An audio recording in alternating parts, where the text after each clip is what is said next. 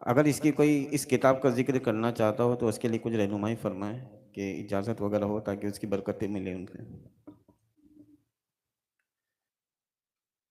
ہمارے پاس اپنا تو کچھ نہیں ہے، جو ہے ہمارے مشائخ کا عطیہ ہے، بالخصوص میرے پیر و مرشد آقا نعمت معمار قوم ملت سیدی سرکار حضور حافظ ملت علیہ رحمت و رضوان کی نسبت غلامی اور حضور سیدی سرکار مجاہد ملت علیہ رحمت و رضوان کی عنایتیں ہیں۔ جہاں تک اس کی اجازت کی بات ہے تو ویسے تو ہر مومن کو اس کی اجازت ہے ہی، اجازت کیا بلکہ ایک طرح سے واجب ہے، ضروری ہے کہ وہ درود پڑھا کرے۔ اللہ نے ارشاد فرمایا ان اللہ و ملائکتہ یصلون علی النبی یا ایھا الذین آمنوا صلوا علیہ وسلموا تسلیما لبیک اللہم ربی وسعدیک اللہم صل علی سیدنا و مولانا محمد معدن الجود والکرم وآلہ وصحبہ وبارک وسلم۔ تو اسے تو عمومی اجازت کی تو ضرورت نہیں کہ اللہ کا حکم ہے اس پر عمل کرنا، لیکن ایک بار میں نے حضور سیدی سرکار مجاہد ملت علیہ رحمت و رضوان سے اجازت کے بارے میں پوچھا، جب مجھے وہ بہت ساری چیزوں کی اجازت عطا فرما رہے تھے تو میں نے عرض کی کہ حضور یہ اجازت کا کیا معاملہ ہے؟ فرمایا یہ اوراد، یہ وظائف، قرآن کا ورد، یہ تلاوت، یہ ذکر، اذکار، یہ سونا ہے، اور اگر کسی صاحب نسبت کی اجازت مل جائے تو سونے پہ سہاگا ہے۔ اور فرمایا کہ اجازت تو اتنی اہمیت رکھتی ہے کہ یہ کافر کو نبی نے حکم دیا کہ جاؤ اس درخت سے کہو کہ تمہیں نبی بلاتے ہیں۔ وہ کافر ابھی تک مسلمان نہ ہوا تھا، جا کے درخت سے کہتا ہے کہ تجھے نبی بلاتے ہیں۔ درخت نے یہ نہ دیکھا کہ کون کہہ رہا ہے، یہ دیکھا کہ کس کی اجازت سے کہہ رہا ہے۔ جیسے اس نے کہا وہ درخت پہلے آگے ہلا، پہلے آگے جھکا، پیچھے جھکا، دائیں جھکا، بائیں جھکا، درخت کی جڑیں ڈھیلی ہوئی۔ لوگ یہ سمجھے کہ وہ جڑیں ڈھیلی کر رہا تھا، میرا وجدان کہتا ہے جڑیں ڈھیلی کرنا اپنی جگہ، ارے جب نبی کا بلاوا آ گیا تو وجد کے عالم میں وہ آگے پیچھے دائیں بائیں جھکنے لگا، اور پھر وہ درخت چلتا ہوا، کھڑے قدم سے چلتا ہوا سرکار کے قدموں میں آ گیا۔ فرمایا اجازت کا یہ فائدہ ہوتا ہے کہ ہم کجمج بیان، کچی زبان، گنہگار ناپاک زبان، لیکن نسبتوں والوں کی اجازت مل جاتی ہے تو اب یہ نہیں دیکھا جاتا کون پڑھ رہا ہے، کس کی اجازت سے پڑھ رہا ہے۔ اور ہمارے ان بزرگوں نے ہمیں اجازت دی، ہم اس کی ان بزرگوں کی طرف سے بالخصوص حضور مجاہد ملت، حضور تاج الشریعہ حضرت علامہ اختر اللہ خان صاحب قبلہ ازہری، اور حضور اشرف الفقہا مفتی مجیب اشرف صاحب قبلہ علیہم الرحمت والرضوان، ان تینوں کی طرف سے خصوصی اجازت آپ تمامی حضرات کو، اور جتنے لوگ لائیو سن رہے ہیں یا جو چاہتے ہیں، ہم انہیں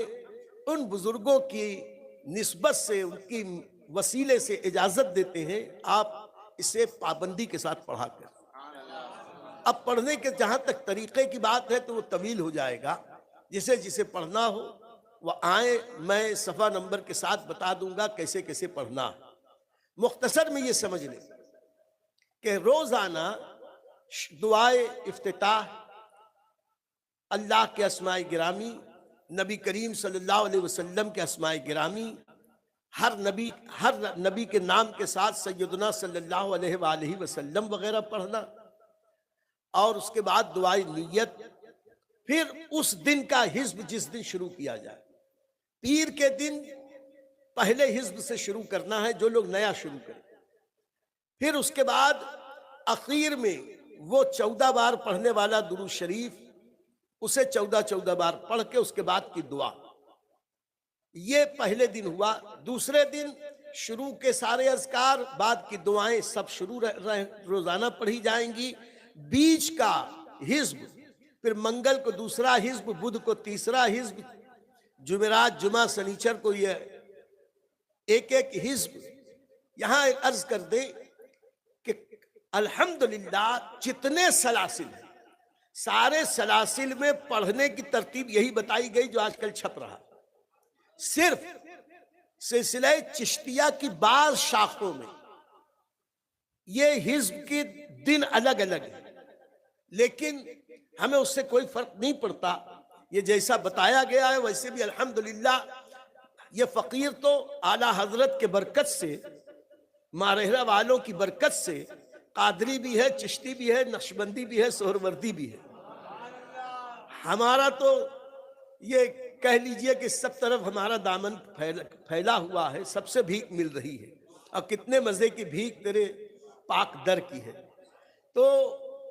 یہ جو طریقہ ہے، جو دن لکھے ہوئے ہیں اسی دن کے حساب سے پڑھیں۔ ہو سکتا ہے بہت سارے نسخے میں آپ کو ملے گا کہ سلسلہ چشتیہ کی بعض شاخوں میں یہ طریقہ ہے، تو گھبرانے کی ضرورت نہیں، آپ اسی طریقے سے پڑھیں، انشاءاللہ اللہ تعالیٰ قبول فرمائے گا۔ اور پھر جب پڑھتے پڑھتے دوسرا پیر آئے گا، دوسرا دوشنبہ، تو وہاں ابتدائی دعائیں پڑھنے کے بعد 8ویں حزب سے شروع کی جائے گا۔ 8واں حزب پڑھ کے پھر پہلا حزب پیر کا پڑھیں گے، پیر کے دن 2 حزب، اور پھر اس کے بعد آخر کی دعائیں۔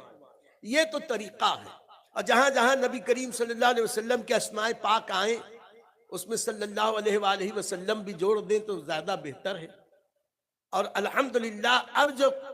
دلائل الخیرات شریف چھپ رہی ہیں اس میں ایسے ہی لکھا ہوا۔ پہلے کے جو نسخے میرے پاس ہیں بہت سارے،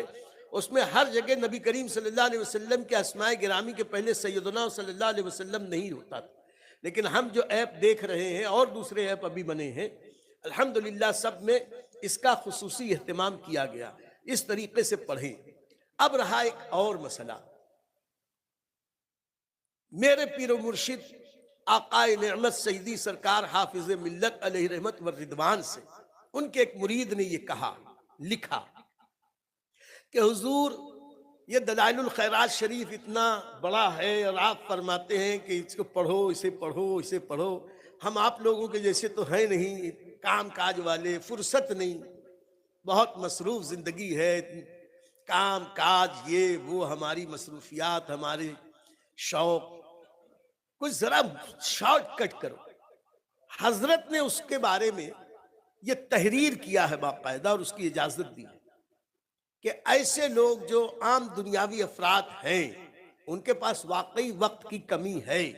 افضل تو یہی ہے جیسے بتایا گیا ہے بزرگوں نے ویسے پڑھیں۔ میں آپ کو بتا چکا، ہم نے حضور تاج الشریعہ کو بیلا ناغا اسی طریقے سے پڑھتے ہوئے پایا، ان سے زیادہ مصروفیت ہماری تھوڑے ہے۔ اور حضور اشرف الفقہا کو بھی ہم نے اسی ترتیب کے ساتھ پورا روزانہ کا حزب پڑھتے ہوئے دیکھا۔ تو اگر یہ پورا پڑھ سکو تو بہت اچھا، لیکن یہ بڑوں کی بڑی بات ہے، یہ بڑے کریم ہوتے ہیں، ہم جیسے نکموں لاکاروں پہ بڑا کرم کرتے ہیں۔ انہوں نے اجازت دیتے ہوئے تحریر فرمایا کہ ایسے مصروف اور دنیاوی کاروبار میں پھنسے ہوئے لوگ یا جو کچی زبان کے زیادہ تیز نہیں پڑھ سکتے، ان کے لیے میں اجازت دیتا ہوں کہ وہ پیر کے دن دوشنبے کو شروع کے سارے وظائف پڑھ لیں، سرکار کے اسماء گرامی بھی، اللہ رب العزت کے اسماء پاک بھی، اس کے بعد کی دعائیں بھی، اس کے بعد پیر کا حزب پڑھیں، اس کے بعد اخیر کی دعائیں پڑھیں، اور اس کے بعد منگل، بدھ، جمعرات، جمعہ، سنیچر، یہ جو دن آئیں گے ان دنوں میں صرف شروع میں دعائیں نیت پڑھ لیں، اس دن کا حزب پڑھ لیں، اخیر کی دعا پڑھ لیں۔ تو اس سے میں سمجھتا ہوں کہ آدھا سے زیادہ بوجھ کم ہو جائے گا، وقت کم ہو جائے گا۔ بہت سارے لوگ ہم سے بھی پوچھتے ہیں کہ ذرا کچھ، تو ہم یہ کہتے ہیں کہ یہ ذرا کچھ سے شروع کرو، اللہ اس کی برکت سے پورا پڑھنے کی توفیق عطا فرمائے۔ تو پہلے تھوڑا یہ شروع کر لیں آپ، اور اگر بیچ میں چھوٹ جائے۔ قرآن کی تلاوت میں اس کا اہتمام بہت ضروری ہے کہ وہ ہر حرف ویسے ہی پڑھا جائے جیسے نازل ہو۔ اس لیے کہ وہ اللہ کا کلام ہے، منزل من اللہ ہے۔ اب رہا درود شریف، تو یہ کم پڑھے لکھے امی لوگ جیسے پڑھتے ہیں ہمیں امید رکھنا چاہیے کہ اللہ قبول فرمائے۔ اگر پڑھنے میں آگے پیچھے ہو گئے، سانس کہیں رک گئی، کہیں کچھ پڑھ لیا، کہیں کچھ ہو گیا، زبر پیش میں بھی کچھ ہو گیا، تو اگر اخلاص اور للہیت کے ساتھ صحیح کرنے کی کوشش کرتے رہیں اور اگر یہ سب ہو تو ہمیں یقین ہے کہ نبی کریم صلی اللہ علیہ وسلم معاف کر دیں گے، اللہ کریم بھی معاف فرما دے گا۔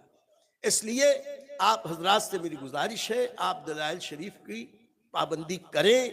اور اگر اکیلے میں آئیں گے تو اور اطمینان سے ہم بتا دیں گے۔